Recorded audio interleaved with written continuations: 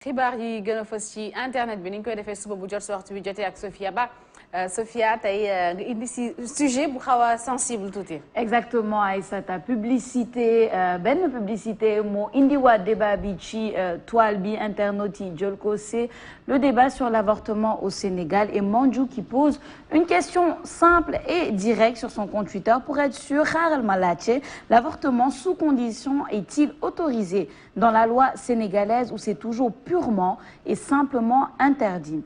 Erika Baglo qui dit le Sénégal a signé et ratifié le protocole de Maputo qui, dans son article 14, confère le droit à un avortement médicalisé en cas de viol, d'inceste et lorsque la grossesse met en danger la santé mentale et physique ou la vie de la mère. Et dans une barre de recherche Google, on peut le lire, oui, au Sénégal, l'avortement est interdit. Le pays est pourtant signataire du protocole de Maputo qui autorise l'avortement selon certains critères. Confusion, amna fofou. Mandiou qui répond, début de réponse dans ce reportage de RFI d'octobre 2020.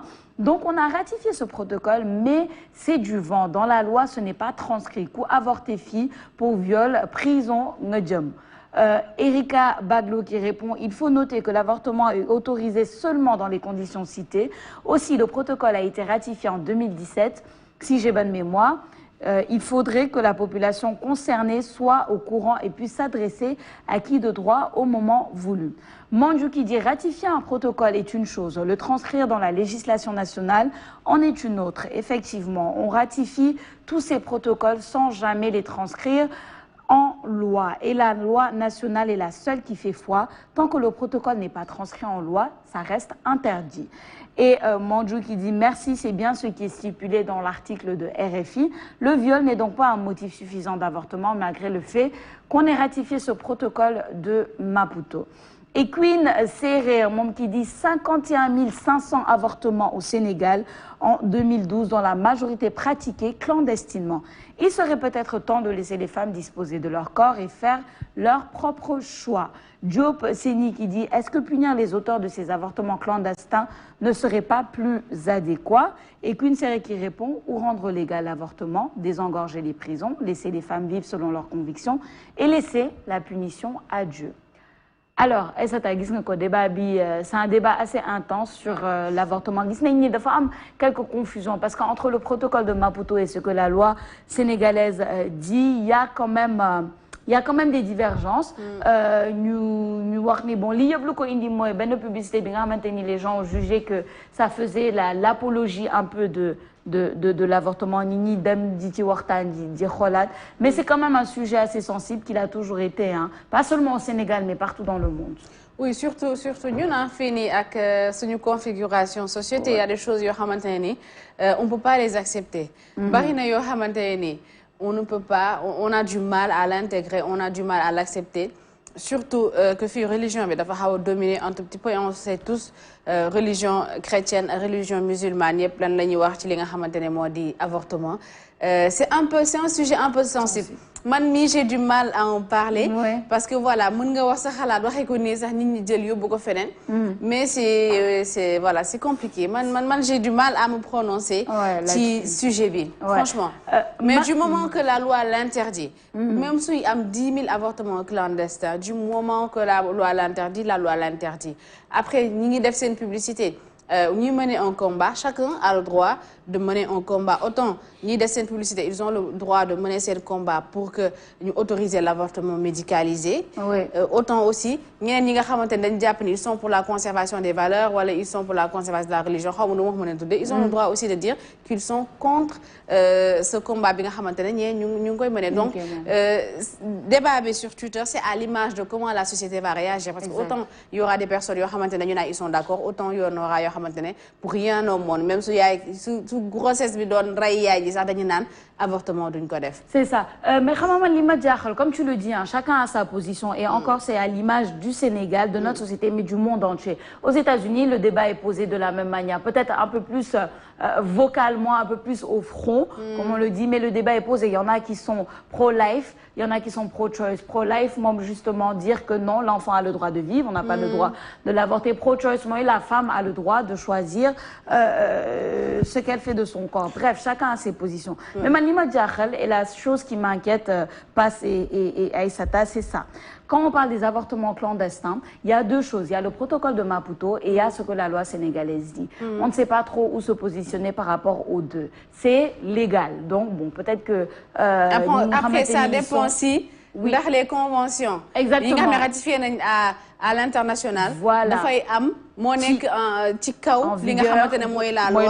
C'est pour ça que je dis ça, c'est l'aspect légal. Ouais. Mais l'aspect sociétal, c'est que les avortements clandestins, de fois, ça continue. Et beaucoup de femmes, ils perdent la vie. Donc c'est ça, en fait, le vrai... Pour man problème bi mu ngi fofu. C'est-à-dire que oui, la loi sénégalaise dit une chose, ce qui se passe sur le terrain, c'est qu'il y a énormément d'avortements clandestins. On a vu un peu les chiffres, et dans ces avortements clandestins, il y a souvent des morts, des longues maladies, etc., des choses vraiment irréversibles.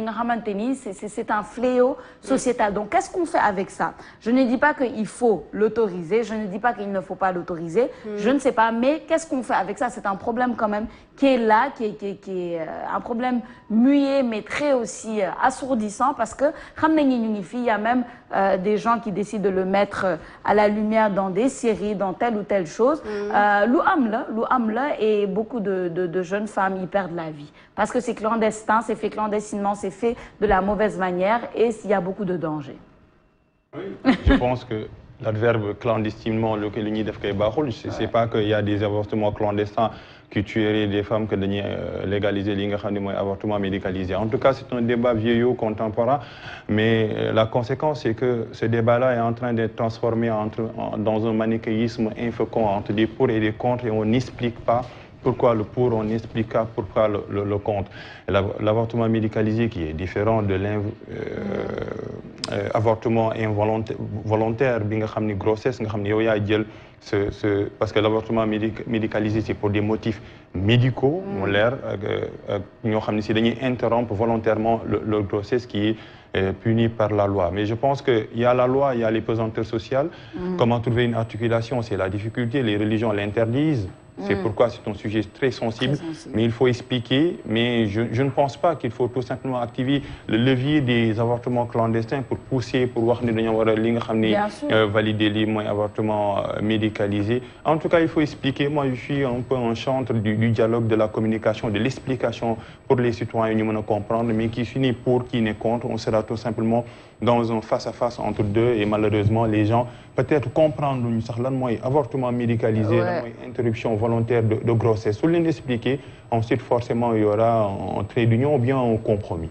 Senghor disait, je préfère un mauvais compromis qu'une bonne guerre. Tout à fait, tout à fait. Non, nous avons des confusions. Il y a des gens qui ne connaissent pas les différences. Nous avons mélangé les fausses couches, avortement. Nous avons une différence, donc il faut expliquer. On dit, je suis pour, je suis contre. Mais pour par rapport à quoi, contre par rapport à quoi, et tout cela, c'est la pédagogie de la communication. C'est le principal problème, c'est pourquoi.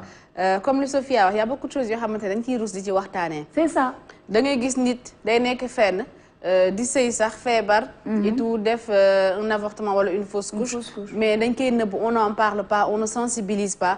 Wala une femme est en état de grossesse, on ne sensibilise pas sur lii ak lii ak lii, on n'a pas l'habitude de parler. Dafa am yoo xamante ne ñun dañ ko jël def ko un jardin secret, c'est ça. lépp da nga koy nëbb, tout, on cache tout. Donc du coup les gens amuñu yenn accès à yenn information yi. Donc du coup débat yi à chaque fois du leer parce que yu bari ci côté sexualité, ci côté grossesse, ci côté ménage et tout, il y a beaucoup de choses on n'en parle pas, alors qu'on devrait en parler pour sensibiliser. Exactement. Moi, j'invite tout le monde à aller chercher l'information, parce que quelqu'un qui cherche l'information, tu seras outillé ensuite pour prendre les meilleures décisions. Là, moi, je pense que le concept de Badiane Gor, c'est un concept extraordinaire. Il faudrait juste que nous jouions ce rôle également. Que Badiane Gor, c'est pas juste savoir gérer les petites filles dans le quartier, de les sensibiliser du point de vue sexuel, et tout ça, les femmes mariées aussi, de sensibiliser, parce que ce n'est pas juste un titre c'est une accompagnante. Voilà, c'est une accompagnante. Donc en tout cas, allons chercher l'information et renseignons-nous, et nous suivrons aussi ce débat-là. Un débat sensible, Écho du Net, les internautes ont lancé des débats assez sensibles sur la toile, et je veux poser la question à Papa Lunsar, est-ce qu'il sait ce que c'est le body shaming? shaming. Ah ouais. Oui, donc on va l'expliquer à ceux qui ne le savent pas, le body shaming, par un post qui est assez sensible et qui a attiré l'attention de beaucoup de personnes sur Facebook. C'est Fatima Rassoul Babakar qui a fait un témoignage. Je vais essayer de le lire assez rapidement. La raison pour laquelle je ne sors plus de chez moi, non le comment ces témoignages. J'ai rencontré une vieille connaissance, j'étais tellement heureuse de la prendre dans mes bras, mais les premiers mots qu'elle a sortis sont Wafa Timano Toluni, l'œil Melni Mbam. Je le dis bien, lol bind. Quand j'ai aussi rencontré un proche, ces mots étaient ce patawaibi, goni denleido, dogao amjeker. Vous savez, je subis cela presque tous les jours. Je suis devenue une cible d'abus en raison de mon apparence. Et je peux dire qu'affronter ceux qui se gossent allègrement des patas sans retenue et qui font perpétuer la honte corporelle, c'est devenu mon quotidien. Une lutte que je mène avec toute l'attention qu'il faut et je vous assure que j'essaie toujours d'en tirer le meilleur. Alors voilà, le body shaming, moi, la honte corporelle. Et beaucoup de commentaires. Commentaires yu bëri ñëw nañ ci publication boobu. Abdoulaye Sow nee na man daal li ma gis mooy am mental. Le reste amul solo parce que soo fi nekkee di lijjanti yooyu da ngay mujj dof. Le catalan Alioune Ndao l'intouchable nee na sois forte et ne fais pas attention à leur dire sinon tu seras faible mentalement. Fais ce que tu as à faire, c'est la société sénégalaise qui aime se comporter ainsi. Kader Kamara, lui, qui est allé en détail ci commentaire, nee na beaucoup de gens ignorent que nous sommes une âme et nous avons un corps, pas l'inverse. Il résume l'être humain à son physique et juge ce physique en fonction de leurs critères à eux qu'ils pensent universels. Ils ignorent que d'autres pourraient les juger d'une façon encore plus sévère selon les critères. Fatima, sans te connaître, je perçois que tu es une belle âme, une belle personne. Khadiatou Rassoul Diop moom nee na je subis presque la même chose. Ouais, moi dans ma famille régimal lu nekk dinañ ma ko wax ba di ma woowee big metti na torop mais muñ rek chéri. Samantha Kanba moom nee na ceux qui critiquent là sont passés à côté de l'essentiel dans leur vie, raison pour laquelle il et elle cherchent la même faille chez les autres. La méchanceté est un péché capital. Et le Sénégal en est le pays principal. Courage. Ramatoulaye Diallo nee na même si tu faisais un régime et que tu deviens aussi mince qu'une aiguille, elle continuerait à te critiquer. Finalement, aime-toi comme tu es et c'est tout. Aziz Gueye moom nee na c'est la société sénégalaise qui est comme ça. On aime trop critiquer le physique des autres. Et Sokhna Ndiaye, enfin, qui dit la stigmatisation au Sénégal, je crois qu'elle a longtemps vu le jour et je ne pense pas que les gens qui le font sont assez conscients des dégâts moraux. Personnellement, à l'élémentaire, au collège et même au lycée, j'entendais ces mots-là. Et enfin, Pipsa Gornene, je viens de lire ton post. 21 ans après, je me suis baladée aussi sur ton mur et j'ai vu tout cet élan de solidarité de la part des gens qui forcément ne te connaissent pas, qui ne te connaissent pas forcément, mais qui sont quand même, qui se sont sentis mal par rapport à ta situation. Alors, Aïssata, body shaming, ça aussi c'est quelque chose, maintenant on n'en parle pas beaucoup. Ouais. Traduire body shaming en Wolof. Hein? Ah, en français, je peux dire c'est la honte corporelle. En Wolof, peut-être pas se m'aidera dans quelques temps pour le traduire, mais man li ma si xam mooy c'est plus nekk di commenter ci physique u jàmbur loolu mooy body shaming gis Aïssata gis nu mu mel gis ni ko yàlla bindee ne ko yow sa lii dafa def nii wala da nga njool da nga gàtt da nga am poids wala da nga sew et cetera c'est ça un peu le body shaming et le faire d'une manière dérisoire ci ñi nga xamante ni c'est pas vraiment pour élever la personne mais plus pour complexer ko wala wax ko lan moo baaxul ci yow ni ma la gisee donc on le fait souvent mais on n'en parle pas souvent parce que dañuy naan ay tooñante la et cetera mais est-ce que ça peut aller trop loin? Ça peut pas aller trop loin parce que xamoo en fait xamoo le mental de la personne. Je pense que bariwul ñun ñi toog ci plateau bi fii nga xamante ne ni dundoo loolu. Non sérieusement man personnellement par exemple je l'ai vécu. Parce qu'à un moment j'étais mince j'étais très mince. Depuis nga nekkee xale te dañu koy jàngal da ngay nekk xale ñu koy fowee. diw pata diw bu sew. diw lii diw bu ñuul diw bu ñaaw donc dañ koy def si ñun tellement que dañ koy màggaale ba yow booy wax ci physique les gens parlent du physique de ñeneen ñi sans même se rendre compte qu'ils sont en train de dépasser une limite. Parce que pour nous, c'est tout à fait normal. Si vous qui patawé, war nga xey ne ko tay da nga pata, bu nit ki ñuulé, da ko tay da nga ñuul. Bu nit ki alors que là man combien de fois j'ai remis des personnes à leur place même ici dans cette entreprise. Non oui, Nella carrément j'ai un miroir chez moi. Ouais. J'ai un miroir chez moi parce que da ngay ñëw nit ki ne la yow tay da nga ñuul tay da nga xees tay da nga pata tay da nga alors qu'il sait pas le mental de la personne. Toi tu sais pas quand tu dis à la personne tay ni nga mel xamoo lan lay dund au fond de au fond de lui. Donc man moom je l'ai subi. Je l'ai subi man sewoon naa fi ruuj ñu tuddee ma la marana ma jékki-jékki pata on m'a dit du n'importe quoi mais il faut juste avoir un mental fort. Man l'exemple bi gën a leer au Sénégal c'est Fallou Mongol. Comment tu peux appeler quelqu'un Fallou Mongol? Il y a un gosse boo xam ne c'est un trisomique, il est malade dafa feebar. Est-ce qu'ils savent naka la famille di dundee loolu? Comment une mère qui a porté un enfant pendant 9 mois xale bi am une malformation, c'est même pas dafa judd kii mais malformation yàlla moo ko décidé ci ay gènam yokkal ko benn chromosome X ci moom mu wuute ak ay moromam am un retard. Tu te moques de lui, di ko dugal ci réseaux sociaux yi di ci reetaan di ko wooyee Fallou Mongol. C'est la société sénégalaise qui est comme ça. On est dans le body shaming. Ni ngay solo, les gens en parlent. Ni ngay coiffé, les gens en parlent. Ce que tu manges, les gens en parlent. Ça yaram nous transformerons. Écoute, les gens en parlent, les gens loolu la ñuy def et ils le font pas méchamment. Nit ñi defuñu ko méchamment. Yow lay affecté nga jàppee ko lu metti mais defuñu ko méchamment. Dañ koy wax parce que dañ ko tàmm. Je dirais 75% des personnes qui le font. Mais combien de fois des hommes parlent des rondeurs des femmes? Tout le temps. Et ils savent même pas ndax neex na la yow. Combien de fois on a discuté de ça man ak yow toog waxtaan. Des hommes qui osent faire certaines remarques ci physique gu jigéen. ku jigéen ki peut-être par kersa du la wax dara mais peut-être que metti na ko au fond. mënu la yemale mënu la wax dara mais neexu ko. ku nekk am nga seetu sa kër yaa ngi gis sa bopp bu baax a baax li nga xool ci nit ki ba wax ko sikkal ko. mën na xool 10 ci yow ba sikkal la. il faut qu'on arrête ça parce que kii bu demee ba yegg ci mënatul génn këram parce que dañ ko naan da nga pata ça veut dire que. c'est très grave man nag je laisse pas passer. Quand tu fais un truc si sama physique qui me plaît pas et qui me fatigue je te dis carrément écoute arrête quoi. mu jeex. Je pense qu'elle devrait faire pareil, Fatima. Elle a qu'à se rebeller. Ku connaît ce lit ak li mu wax la sa bopp. C'est ça. Ndax ku lay sikkal moo la ëpp sikk téeméeri junni yoon. Personne n'est parfait. Le cri du cœur de Aïssata. Bah on oui, l'a bien entendu. Il faut qu'ils arrêtent. Parce que dañuy rey nit yi mentalement et c'est pas bien. Nit boo ko mënul ma j'ai une amie elle s'appelle Gaëlle. Elle te dit tout le temps da nga ñëw ne ko temps yi Gaëlle lii daf ma lii mu ne ma man du ma xool lu ñaaw si nit. Billahi, elle te dit clairement, moi, je ne peux pas regarder un truc négatif sur les personnes. Moi, je ne peux pas dire moi, je te valorise. Je ne veux pas te faire perdre confiance en toi.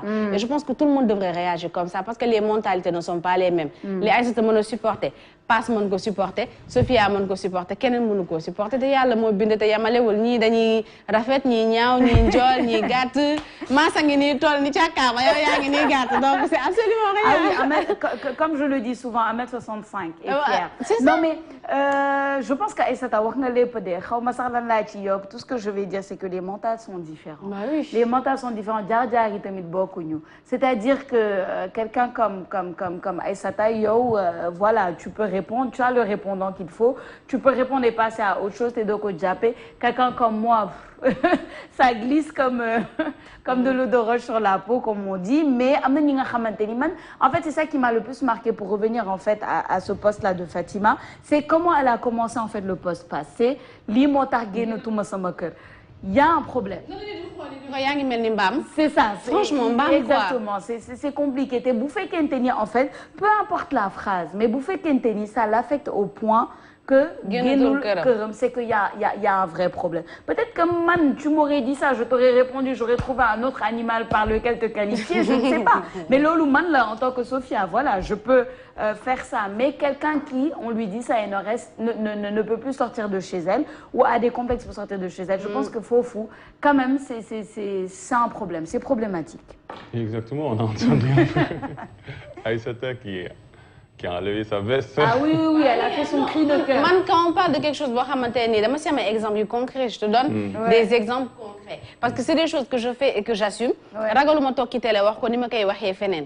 Donc du coup, je le dis. Et par expérience, je sais que ñàkkul ay xale yu may seetaan yoo xamante ni peut-être elles sont passées par loolu. Non, body shaming Sénégal fii nii au lycée, au collège, au lycée. Lu ne lañ lay am na yoo xamante ne sax mënoo ko wax. Lu ne lañ lay tuddee façon tur bu nekk di nga ko dégg soit tu es mince. même l'autre là, la chanteuse de Mabo, excuse-moi, pas dire la citane de parole. Aïssatou Mia. Oui. Mia Guissé. Ouais. Elle avait du poids, elle avait beaucoup de poids. mu jékki-jékki dugg ci benn produit boo xam ne je veux pas citer le nom mu nekk di ci liggéey di ko defal promo et voulait perdre du poids, elle a perdu du poids mais ñaata critique la jotul sur les réseaux sociaux. Elle était grosse, on disait qu'elle était grosse mu jékki-jékki jeex ñu ne dafa jeex finalement lan la nit yi bëgg. Mais c'est la preuve que peu importe Nini, ils auront toujours quelque chose à dire. Pas, je veux quand même que tu dises 2 mots sur le sujet, la voix masculine sur ce sujet de body shaming sur ce plateau. C'est un problème de genre qui concerne aussi bien le masculin et le féminin. Exactement. Moi, je pense que, bon, que le corps est l'une des mauvaises portes d'entrée dans l'univers d'une personne. Parce que quoi qu'on puisse dire, le corps est un indice du réel. C'est-à-dire qu'à chaque fois, le corps, c'est ce qui nous permet un peu d'exister. Hein, permettre un peu de poser un regard sur l'autre. Aïssata, ce qui me permet un peu qu'Aïssata existe, c'est son corps. Mais c'est une mauvaise porte d'entrée parce qu'il y a l'être à l'intérieur. L'être, moi, ce qui est apparent, ce qui est différent de ce qui existe. Ce qui est palpable, ce qu'on peut saisir par les 5 sens. Donc c'est une relation entre l'être et l'existant. Mais j'aime bien la métaphore mauvaise porte d'entrée parce que ce n'est pas une finalité, c'est un moyen. Quand on dit une porte d'entrée, je donne l'image. Tu ne peux pas savoir ce qui est à l'intérieur. Et ce qui est à l'intérieur, c'est plus à l'extérieur parce que tu ne peux pas entrer dans l'univers d'une personne sans épouser ses idées parce que les idées sont intemporelles, les idées restent. Le corps, c'est un futur repas copieux des aliments de terre. C'est aussi simple que ça. C'est une carapace qui nous enveloppe. Mais ce fait que nous juger par rapport à leur corps, c'est montrer que c'est un peu un indice de comment notre société fonctionne. C'est une société qui fonctionne tout simplement par tout ce qui est apparent, mais tout ce qui est en profondeur. On parle des idées, on parle un peu des choses qui sont importantes. Malheureusement, moi, je pense qu'il faut y poser les idées parce que le plus beau mot de la langue française, je pense qu'amour, s'il les prendrait tout son sens, l'amour, c'est quelqu'un qui oppose des idées, parce que les idées sont éternelles, il diffie le temps, mais en ce qui concerne le corps, tout simplement, c'est une carapace. D'ailleurs, le corps nous oppresse, parce que le corps est tellement exigeant avec nous, qu'on oublie même qu'on a d'autres choses à faire grandir, à faire nourrir. Moi, les idées dans la religion, moi, l'âme, c'est ce qui s'envole, et c'est ça qui est plus important que de juger la personne par rapport à la couleur de sa peau, qui est relative au corps. À son physique, je pense que ça c'est physionomique, c'est Auguste Comte, positiviste, philosophe, c'est l'état théologique de la réflexion humaine. L'état théologique, c'est-à-dire le degré de réflexion le plus bas, quand on s'arrête un peu sur le corps, mais quand on pénètre l'idée, on peut connaître une personne sans pourtant l'avoir vue, mais en lisant son œuvre, on l'adore, on l'adule, mais parce qu'on a épousé ces idées, parce que je pense que les idées sont plus importantes que les personnes, et les débats sur des personnes, ce sont des débats primaires, et les débats sur des idées prennent de la hauteur. Le corps nous oppresse. J'étais plongée dans les belles lignes de passe, personnellement, parce qu'il a tellement bien résumé ce qui est. Une personnalité publique aussi, Aïssata. Tu ne peux pas échapper à ces critiques. Je pense qu'il faut se caparaçonner. Exactement. Et beaucoup de non, gens moi je parle plus d'avant. Oui. Mais non, ça pour va. Fatima également, il faut qu'elle parce que je suis sûre qu'elle est jeune. Loolu bu ñu la koy def bi nga gënee nekk jeune sax lan la siy gën a sonal parce que am na fooy toll nit du la sañati jàkkaarloo di la wax parce que bu la ko waxee tu le remets à sa place. Mais xale yi surtout la ñu gën a sonal. Les enfants alors que dañuy développer ay complexes yoo xamante ni c'est très compliqué. Mënoo jàpp xale di def si xelam ay complexes. jàpp ko yow nii nga mel non da koy màggee bu demee mu sonal ko c'est pas bien, il faut qu'on arrête. Nit ku nekk am nga seetu sa kër yaa ngi gis sa bopp yaa ngi xool sa bopp man soxlawu ma Sophia ma naan la sa lii nii la mel parce que gis nga ko su ma la mënee xool mënuma wax si yow lu baax je me tais mais mënoo xëy toute la journée foo dajeeg nit ki temps yi patang yaa ngi mel ni mbaam comment tu peux dire à une personne yaa ngi mel ni mbaam yow da nga wow de c'est méchant, c'est très méchant, il faut pas faire ça. Les commentaires sur le corps et comme pas se dit nous on est des personnalités publiques hein. Ce qui dit personnalité publique dit quand même déjà que tu as une certaine carapace. Je pense que chacun d'entre nous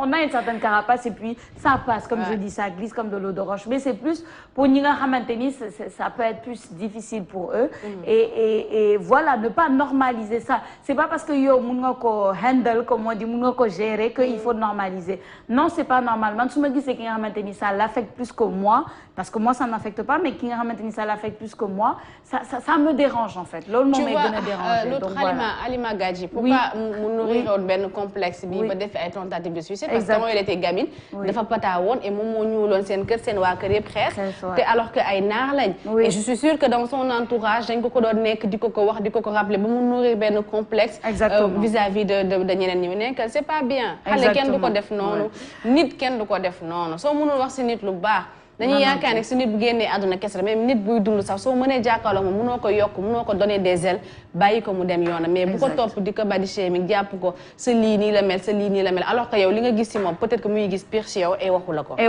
En tout cas je pense qu'on a bien fait le tour de la question arrêter le body shaming. Elle était en saison de parole. C'est le ménage. Oui. Non c'était son cri de cœur. Oui c'était ton cri de cœur on te l'accorde xam nga am na ay sujets yi nga xamante ni lii lay indi parce que ça te touche fi nga xamante ni bon tu ne t'y attendais peut-être pas mais voilà et puis ça sort et je pense que c'est une bonne chose. Arrêtons le body shaming et être un peu plus considérer un peu plus en tout cas les sentiments des gens. Exactement. Montrer à nos enfants le bon exemple. Parce qu'on a tellement banalisé qu'on a l'impression que c'est normal. Exactement. Les gens, ils le disent même pas parfois méchamment, mais par habitude. C'est ça.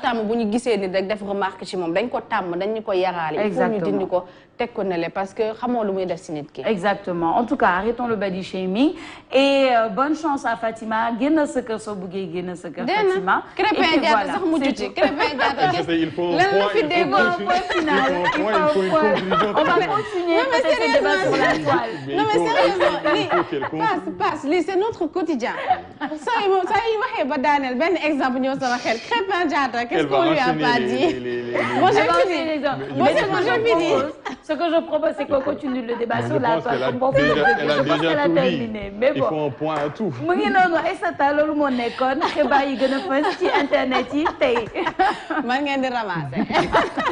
Yéen xamoo leen ndax dama nekk di ko dund nii ngeen may ramasser du lii laay waxati. On va parler en antenne. Alors merci beaucoup Sophie Abath xibaar yi gën a fës ci internet bi amoon na solo bu baax a baax comme toujours on te souhaite un excellent week-end. Merci, bon week-end encore Juma Moubarak et on se retrouve Inch'Allah lundi si tout va bien. C'est ça, on marque une